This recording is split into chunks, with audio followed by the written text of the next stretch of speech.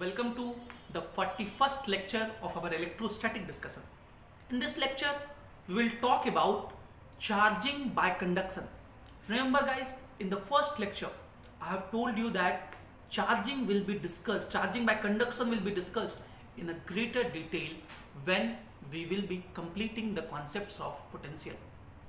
So in this lecture, we will talk about charging by conduction. Charging by conduction के बारे में पूरी detail में चर्चा करेंगे. This concept is also called uniqueness theorem. इस कॉन्सेप्ट को हम लोग यूनिकनेस थ्योरम के नाम से भी जानते हैं. Will also discuss the electrostatics of conductors. Conductors के बारे में आज हम लोग डिस्कशन स्टार्ट करेंगे and this will further and to our electrostatic discussion. इसके साथ ही कुछ एक दो लेक्चर के बाद हम लोग का इलेक्ट्रोस्टैटिक डिस्कशन खत्म हो जाएगा. Right, so let's begin our discussion with today's agenda of charging by conduction. So let's discuss what is charging by conduction. Charging by conduction क्या होता है इसके बारे में चर्चा करते हैं. This is also called uniqueness theorem. Now imagine you have a sphere and this is a conducting sphere. तो याद है क्या आपको, मैंने आपको पहले कहा था this is a conducting sphere. मैंने पहले आपको क्या कहा था कि अगर दो स्फेयर सिमिलर साइज के होते थे, सेम रेडियस के होते थे, तो उनको जब मिलाते थे, टच कराते थे या कनेक्टिंग वायर से कनेक्ट करते थे तो टोटल चार्ज का हाफ दोनों पे चला जाता था. याद है?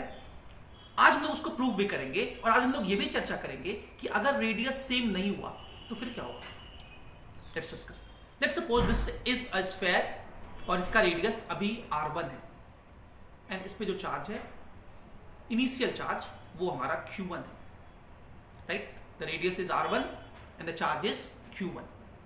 तो इसका जो पोटेंशियल होगा V1, वो क्या लिखेंगे हम लोग, KQ1 by R1. Potential will be KQ1 by R1. इसका भी potential. Similarly if you have another sphere and इस पे चार्ज है Q2, इसका रेडियस है R2, इसका रेडियस क्या है R2, तो इसका हम लोग पोटेंशियल क्या लिखेंगे, V2 KQ2 by R2. इसके सरफेस का पोटेंशियल, किसी भी स्फीयर के सरफेस का पोटेंशियल क्या होता है, KQ by R. Conducting sphere है तो सारा चार्ज के सरफेस पे ही होगा, अंदर में तो नहीं होगा. ये हम लोग डिस्कस किए हैं कि कंडक्टिंग मेटलिक स्फीयर पे जो भी चार्ज देते हैं वो उसके सरफेस पे ही होता है. क्लियर? अब अगर एक का पोटेंशियल ज्यादा है, दूसरे का पोटेंशियल कम है, तो चार्ज फ्लो करेगा. कहां से कहां? हाई पोटेंशियल से लो पोटेंशियल की तरफ. Remember, it's similar to how heat flows. Heat कहां से कहां फ्लो करता है? हायर टेम्परेचर ऑफ बॉडी से लोअर टेम्परेचर ऑफ बॉडी तक. हाई टेम्परेचर से लो टेम्परेचर पर हीट फ्लो करता है. सिमिलरली चार्ज कब फ्लो करता है? हाई पोटेंशियल से लो पोटेंशियल की तरफ चार्ज फ्लो करता है. So if I will write, charge flows from high potential to low potential, high potential to low potential. Right, okay. So इसमें से चार्ज फ्लो करेगा, एक बॉडी से चार्ज दूसरे बॉडी में जाएगा, Q1 से चार्ज Q2 में जाएगा. राइट, और कब तक चार्ज फ्लो करेगा? जब तक दोनों बॉडी का पोटेंशियल बराबर नहीं हो जाता है ना. So finally the potential of both bodies will become equal. So finally the potential of both will become equal. Right, so मान लेते हैं फाइनल चार्ज, ये पहला स्फीयर है, इस पर जो फाइनल चार्ज है वो Q1 हो गया, इसका रेडियस R1 है, और इस पर फाइनल चार्ज Q2 हो गया. सो हमारे पास दो इक्वेशन होगा. वी विल हैव दो इक्वेशंस होंगे हमारे पास. The first equation will be कि दोनों का पोटेंशियल बराबर हो जाएगा, तभी तो चार्ज रुकेगा. सो दैट मीन्स पहले का पोटेंशियल V1 मतलब KQ1 capital Q1 by R1 will be equal to दूसरे का पोटेंशियल मतलब KQ2 by R2. So the first point will be the ratio, K cut गया, Q1 by Q2. The ratio of final charge will be directly proportional to the ratio of their radius. Ratio of final charge will be directly proportional to ratio of their radius. Q1 by Q2 is equals to R1 by R2. Now if I ask you what is Q1, what is capital Q1, इस पे charge क्या होगा? इसका surface charge density sigma 1 into इसका 4 pi R1 square. Similarly इसका charge Q2 क्या लिखेंगे, sigma 2 into 4 pi R2 square, right. अब देखिए अगर मैं इस एक्सप्रेशन को और चलूं, Q1 को क्या लिखेंगे, sigma 1 into 4 pi R1 square by sigma 2 into 4 pi R2 square, ये Q1 बाय Q2 हो गया, is equals to R1 by R2। So don't you think 4 pi कटा, एक R1 से R1 भी कटा, एक R2 से R2 भी कटा। So this time will write sigma 1 R1 is equals to sigma 2 R2। So ये दो इक्वेशन, ये जो दो इक्वेशंस लिखे, इन्हीं को हम लोग यूनिकनेस थ्योरम के नाम से जानते हैं। This is called uniqueness theorem. So first point, दोनों का पोटेंशियल सेम हो जाएगा। पोटेंशियल सेम होने से क्या हुआ, चार्जेस का रेशियो रेडियस के रेशियो के बराबर, सरफेस चार्ज डेंसिटी का ratio. If I ask you what is sigma 1 by sigma 2, so you can say this is R2 by R1। Surface charge density का रेशियो रेडियस के ratio के opposite हो गया। Point number 2, the total charge will always remain conserve. The total charge will always remain conserved. So what was initial total charge? Q1 plus Q2. Small q1 plus small q2 was initial total charge. And what is final total charge? Capital Q1 plus capital Q2. So second point is total charge will remain conserved. Will remain conserved. So these are the 2 points that you have to keep in mind. The first point was charge will flow from high potential to low potential till the potential of both bodies becomes equal. Point number 2, the total charge will remain same. Initial total charge is equals to final total charge, right? Now let's discuss these things with a question, ताकि आपको और अच्छे से समझ में आए एक question के थ्रू कि इन चीजों को कैसे टैकल करना है। Let's discuss a question. The question is, two isolated metallic solid sphere, दो metallic solid sphere है, one has radius capital R and another has radius 2R, are charged such that both of these have same charge density sigma. So क्या है, एक हमारे पास पहला solid sphere जिसका radius R है और ये मेटेलिक है, मतलब चार्ज जो भी देंगे इस पे सरफेस पे जाएगा। जो भी चार्ज इस पे दिए, लेट सपोज वो चार्ज स्मॉल q1 है, ये स्मॉल q1 कितना होगा, तो सरफेस चार्ज डेंसिटी सिग्मा दिया हुआ है, तो q कितना होगा, sigma into 4 pi R square. भाई सिग्मा क्या होता है, चार्ज पर यूनिट एरिया, तो चार्ज क्या होगा, sigma into area, sigma into 4 pi R square. Similarly we have another sphere, the sphere 2, उसका रेडियस कितना है 2r, इसका चार्ज Q2 कितना होगा, तो चार्ज क्या होता है, sigma into surface area 4 pi into 2r का square, right. So this will be sigma into 4 pi into 4r square. So this will be sigma into 16 pi r square. Clear? So Q1 निकल गया, Q2 निकल गया. These are initial charges. ये क्या है, initial charges हैं. The question is, the spheres are located far away from each other. Far away इसलिए लिए हैं ताकि इसके सरफेस का पोटेंशियल पे इसका कोई इफेक्ट ना पड़े। ये दोनों स्फीयर बहुत दूर दूर है एक दूसरे से। They are connected with a thin wire. इनको एक वायर से कनेक्ट कर दिया। So because of wire, charge will flow from high potential to low potential till when the potentials become equal. And when their potentials will become equal, if the surface charge density of first one is sigma 1 and second one is sigma 2, then we discussed that sigma 1 by sigma 2 will be R2 by R1. Right? So after reaching same potential, जब same potential हो जाएगा तो क्या होगा, sigma 1 by sigma 2 will be equal to R2 by R1. What is R2 here? 2R by R, so this will be 2. So sigma 1 can be written as 2 sigma 2. Right? And the second point, अगर final surface charge density एक का sigma 1 है तो इस पर charge कितना होगा, sigma 1 into 4 pi R square. Charge क्या होता है, सिग्मा इंटू एरिया। तो जो पहला वाला स्फीयर है उसका रेडियस r है, उस पर चार्ज कैपिटल Q1 कितना हो जाएगा, sigma 1 into 4 pi R square. दूसरे वाले का चार्ज कितना हो जाएगा Q2, sigma 2 into 4 pi into 2r square.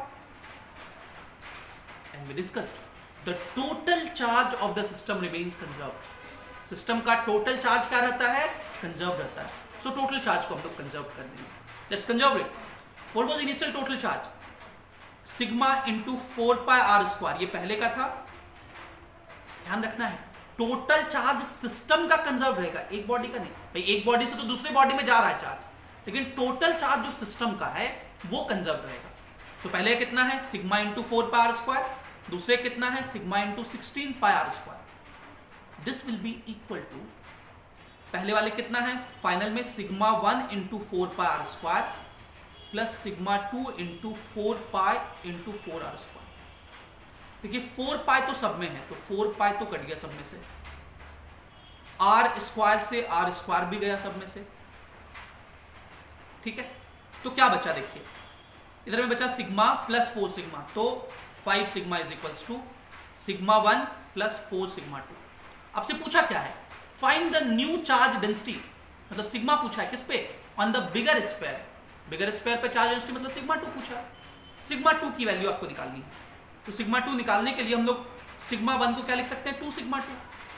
So this will be 5 sigma is equals to sigma 1 को हम लोग क्या लिख देंगे 2 सिग्मा 2, तो 2 sigma 2 plus 4 sigma 2 6 sigma 2, therefore sigma 2 कितना हो जाएगा 5 sigma by 6, 5 sigma by 6। This will be our initial total charge, sorry this will be our final surface charge density on the second sphere. Clear, initial total charge को final total charge के बराबर करके solve कर दिया। So I hope with the help of this numerical you are able to understand how to solve the questions on charging by conduction. कैसे solve करना है, point number 1 फिर से मैं रिपीट कर रहा हूं, पॉइंट नंबर 1 दोनों का पोटेंशियल बराबर हो जाएगा। फाइनली दोनों का पोटेंशियल बराबर कर देंगे तो KQ1 by R1 is equals to KQ2 by R2, potential बराबर हो गया तो Q1 by Q2 final charges का रेशियो रेडियस रेशियो के बराबर होगा R1 by. Surface charge density अगर फाइनल लिखे sigma 1 sigma 2, so sigma 1 by sigma 2 will be R2 by R1। याद रखना है ये जो चार्जेस लिखते हैं या सरफेस चार्जेस लिखते हैं ये फाइनल का रेशियो हमेशा बता रहे हैं। Sigma 1 by sigma 2 will be R2 by R1। ये एक इक्वेशन हो गया, कहां से आया, क्योंकि फाइनल पोटेंशियल सेम हो जाएगा। Point number 2, the total charge will remain conserve, the total charge will remain conserve, वहां से हम लोग का दूसरा इक्वेशन आया। The total charge will remain conserve, वहां से हम लोग का दूसरा इक्वेशन आया, ठीक है। उस दूसरे इक्वेशन को हम लोग लिख दिए। दूसरा इक्वेशन हम लोग क्या लिखे, टोटल चार्ज कंजर्व का इनिशियल टोटल चार्ज लिखे, उसको फाइनल टोटल चार्ज के बराबर कर दिए। चार्ज कैसे लिखते हैं, sigma into surface area. Clear, तो ये सवाल क्लियर हो गया होगा। एक सवाल आप लोग के लिए होमवर्क है, इसको ट्राई करना है। सवाल ये है, ये पीछे का पोटेंशियल का सवाल है, लेकिन बहुत फेमस है, बहुत बार पूछा जाता है, इसलिए मैं बता रहा हूं।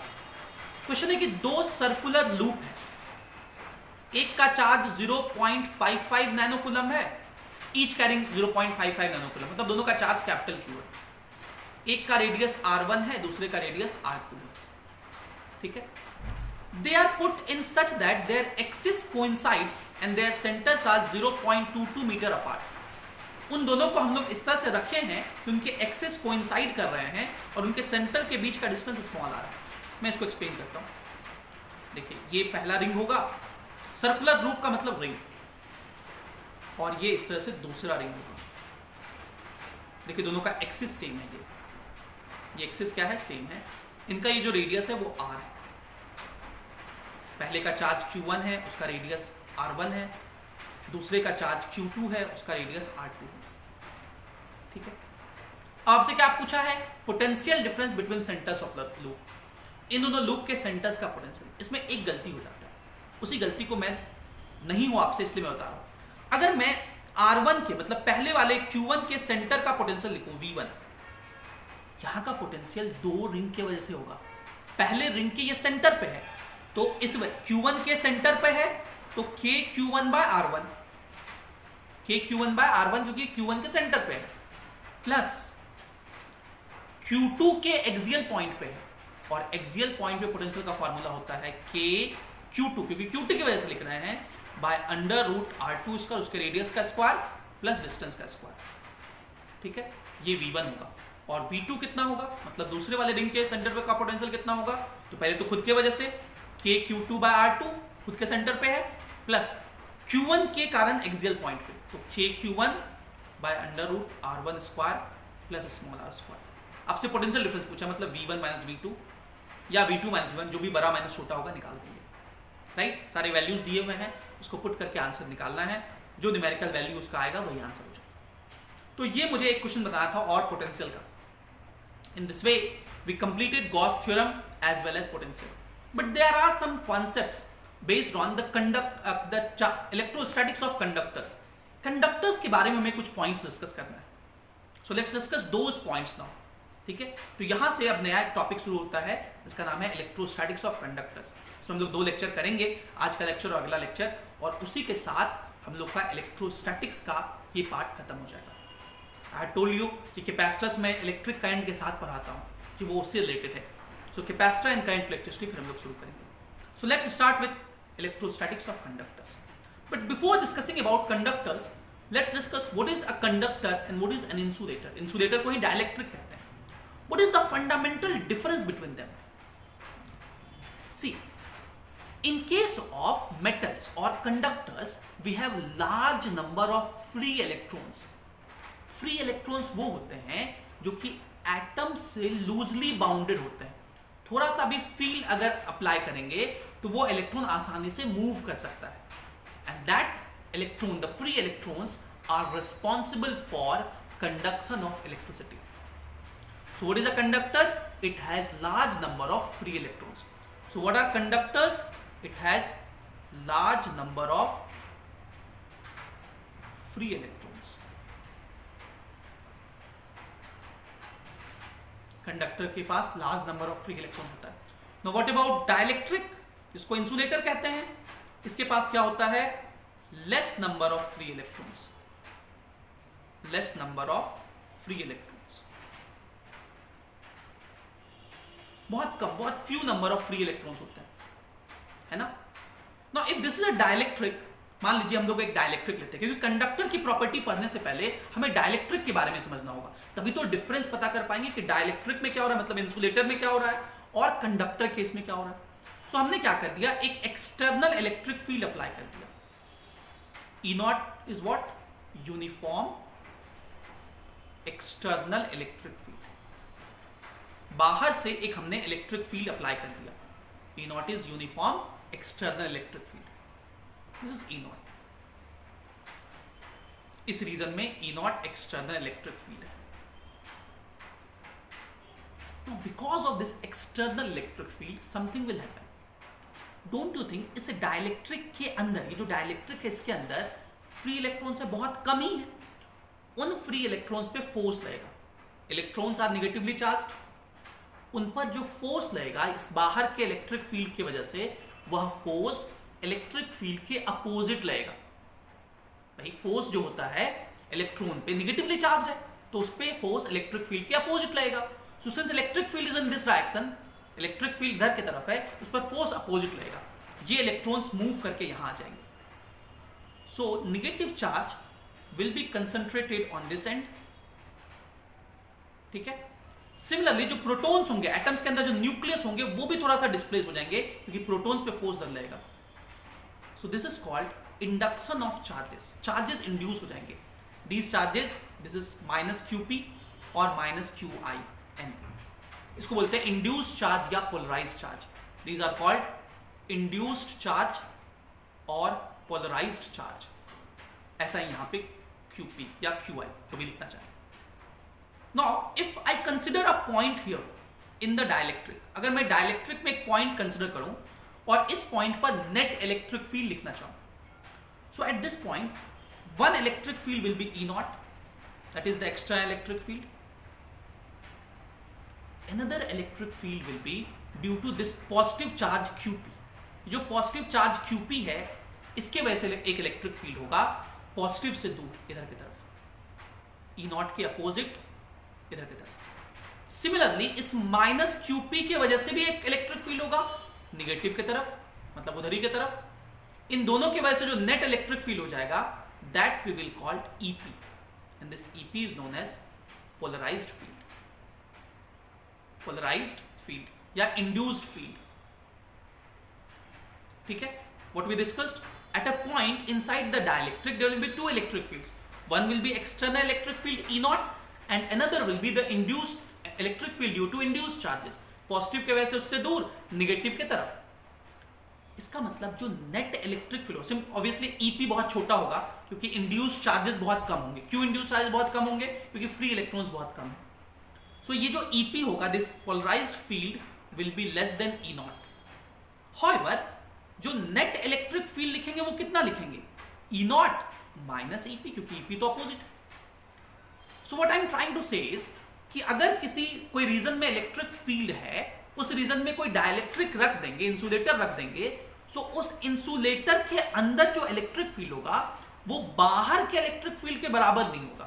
That will be somewhat less than the external electric field, right? This net electric field has also been defined as, इसको एक तरह से डिफाइन किया गया है कि एक्सटर्नल इलेक्ट्रिक फील्ड कितना है? E not. External electric field कितना है? E not divided by dielectric constant small k, right? ये एक और डेफिनेशन है इस नेट इलेक्ट्रिक फील्ड का. दो डेफिनेशन, एक तो नेट इलेक्ट्रिक फील्ड होगा E नॉट माइनस EP, दूसरा ये जो नेट इलेक्ट्रिक फील्ड होगा वो होगा E नॉट बाय k. ठीक है, डाइलेक्ट्रिक के अंदर जो नेट इलेक्ट्रिक फील्ड होगा उसके दो फॉर्मूले, पहला E नॉट माइनस EP, दूसरा E नॉट बाय k. दोनों बराबर, इससे बराबर कर दिए. From this equation we can find EP. EP का वैल्यू हो जाएगा, देखिए इधर इधर भेज दीजिए, तो E नॉट इधर आ गया, E naught common 1 minus 1 by k. So this is the formula for induced electric field. Don't you think this formula is similar to the induced charge we discussed in the topic of induction in the first lecture? First lecture में जब हम लोग induction of charges discuss कर रहे थे first और second lecture में, वहां पे हम लोगों ने इंड्यूस्ड चार्ज का फॉर्मूला ये डिस्कस किया था, external charge Q naught into 1 minus 1 by k. और चार्ज के वजह से ही इलेक्ट्रिक फील्ड होता है. Electric field is proportional to charge, इसलिए यहीं से वो फॉर्मूला आया है. Clear? So what we discussed, let's summarize it. इसको हम लोग summarize करते हैं. So what we discussed, the first point, when a dielectric is placed in a region of uniform electric field, जब किसी dielectric को एक region में place किए and that region is of uniform electric field, the phenomenon of polarization of charge takes place. क्या हुआ? Phenomenon of polarization of charge हो गया. Charge polarize हो गए. पोलराइज का मतलब नेगेटिव चार्ज एक तरफ, पॉजिटिव चार्ज एक तरफ. This is due to force experience by electrons and protons of the dielectric. और ये क्यों हुआ? क्योंकि डाइलेक्ट्रिक के इलेक्ट्रॉन्स और प्रोटॉन्स पर फोर्स लगी है ना. This is called polarization of charges. ये पहला पॉइंट हुआ. I hope this is clear. Polarization of charges समझ में आया कि डाइलेक्ट्रिक को एक्सटर्नल इलेक्ट्रिक फील्ड में रखेंगे, then we will have polarization of charges. Point number 2, these polarized charges or induced charges produces an electric field in the opposite direction of external field. EP अलग था, E not अलग था, दोनों opposite direction में था, तो EP जो है वो E नॉट के अपोजिट है, यही कह रहा है. This is called polarized field. इसको क्या बोलते हैं? पोलराइज्ड फील्ड कहते हैं. Due to this polarized field, इस पोलराइज्ड फील्ड की वजह से the net electric field inside the dielectric is less than the external electric field. जो नेट इलेक्ट्रिक फील्ड होगा E नेट, वो कितना होगा? E नॉट माइनस EP, मतलब E नॉट से तो छोटा होगा, मतलब net electric field will be less than E naught, right? Next point is if the external field is further increase. अब जरा समझिए, अगर मैं इस एक्सटर्नल फील्ड E नॉट को और बढ़ाते जाऊं, सो क्या होगा? डाइलेक्ट्रिक के पास फ्री इलेक्ट्रॉन्स बहुत कम होते हैं. बट जरा सोचिए कि डाइलेक्ट्रिक का एक एटम होगा, उस एटम के अराउंड उसका इलेक्ट्रॉन घूम रहा होगा. उन इलेक्ट्रॉन्स पर भी तो, जो वैलेंस शेल के इलेक्ट्रॉन है, उन इलेक्ट्रॉन्स पर भी तो ये एक्सटर्नल इलेक्ट्रिक फील्ड फोर्स लगा रहा होगा. अगर इलेक्ट्रिक फील्ड को बढ़ाते जाएं, तो एक समय आएगा कि उन इलेक्ट्रॉन पे इतना ज्यादा फोर्स लग जाएगा कि वो इलेक्ट्रॉन वैलेंस शेल से बाहर निकल जाएंगे. ये बहुत बड़ी बात है. वैलेंस शेल से इलेक्ट्रॉन का बाहर निकलना ये बहुत बड़ी बात है. क्या सोचिए, किसी भी एटम का प्रॉपर्टी कौन डिसाइड करता है? वैलेंस शेल का इलेक्ट्रॉन. अगर वैलेंस शेल में 5 इलेक्ट्रॉन है तो वैलेंसी 3 होगा, 15th ग्रुप में होगा, नॉन मेटल होगा, कैसा कंपाउंड बनाएगा, ये सारा उसका वैलेंस इलेक्ट्रॉन्स डिसाइड करता है. So the chemical properties of an atom is determined by the number of electrons in its valence shell. Now think about it. अगर number of electrons in valence shell ही change हो जाए, that means उस atom का entire property change हो जाएगा. अगर बहुत सारे वैलेंस शेल के इलेक्ट्रॉन्स बाहर निकल गए, it means number of free electrons बढ़ जाएगा.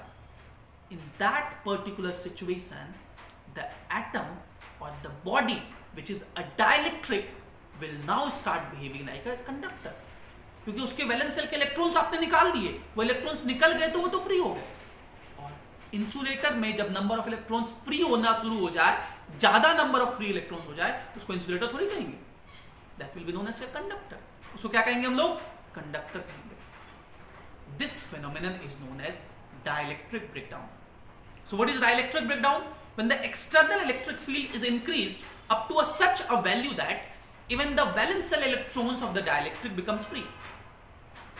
In that case, ये जो चार्जेस होंगे, induced charges, ये इतने ज्यादा हो जाएंगे कि ये जो EP का वैल्यू है वो E0 के बराबर हो जाएगा, and then the net electric field will become zero, and then the dielectric will start behaving like a conductor. It will lose its properties, क्योंकि उसके वैलेंस शेल के इलेक्ट्रॉन ही खत्म हो गए, उसकी प्रॉपर्टीज चेंज हो जाएगी। This phenomenon is known as dielectric breakdown, and जिस इलेक्ट्रिक फील्ड पे ऐसा होता है उसको ब्रेकडाउन फील्ड कहते हैं। So this is the point, if the external electric field is further increased such that even bounded electrons of dielectric come out, then the polarized field balances the external field. मतलब EP जो होगा वो E0 के बराबर हो जाएगा। In that case E net क्या हो जाएगा? Zero हो जाएगा। This is called dielectric breakdown, and the field at which such event takes place is called breakdown field. Right? क्या सोचिएगा, एयर जिसे हम लोग ब्रीथ करते हैं, this air is a dielectric, and you will be amazed to know that this air has a breakdown field. इस air में एक पर्टिकुलर फील्ड लगाएंगे, अप्लाई करेंगे, तो ये एयर एक कंडक्टर बन जाएगा। क्या ऐसा फील्ड अप्लाई कर सकते हैं? Is it possible? It is exactly possible. We have several electric field devices which can produce electric field up to that extent, which can make air even as conductor. Air को conductor बना सकता है। भाई atmosphere में lightning होती है, क्या होती है? ये तो वही चीज है। लाइटनिंग के दौरान पॉजिटिव नेगेटिव चार्जेस ऊपर चले जाते हैं, नेगेटिव चार्जेस नीचे, इलेक्ट्रिक फील्ड क्रिएट होता है, जिसकी वजह से एयर कंडक्टर हो जाता है। वही लाइटनिंग हम लोग देखते हैं। So we have a device, we have various devices which can produce electric field up to such a value that even air can become conductor. पढ़ा लिखा आदमी अगर ओसामा बिन लादेन बन जाए, पढ़ा लिखा बहुत आदमी था वो, he can change the world, destroy everything, क्योंकि ऐसे फिजिक्स के बहुत अच्छे फेनोमेनन्स हैं जिनका वो डिस्ट्रक्टिव यूज कर सकते हैं। We have constructive use of those things. Air conductor बना करके कहीं यूज किया जा सकता है। But what he will do, will take a city, will apply same potential difference, same electric field in that, the entire air will become conductor. So बैठे बैठे आपको इलेक्ट्रिक शॉक लग जाएगा। The naked wires are passing over poles, poles के ऊपर जो wire होता है उसमें तो पूरा करंट दौड़ रहा है, नेकेड होता है वो, एयर उसके कांटेक्ट में है, वही एयर आपके पास आ रहा है। With in an instant of second entire world can be vanished, can be destroyed, right? So this is one of the very important point which we have to keep in mind. So I hope this clears your discussion on dielectric breakdown. What is dielectric breakdown? If external electric field is applied up to such a value that even valence shell electrons becomes free, then the net electric field inside a dielectric becomes zero. Right? The number of free electrons increases, the net electric field becomes zero, EP balances E0. This condition is called dielectric breakdown.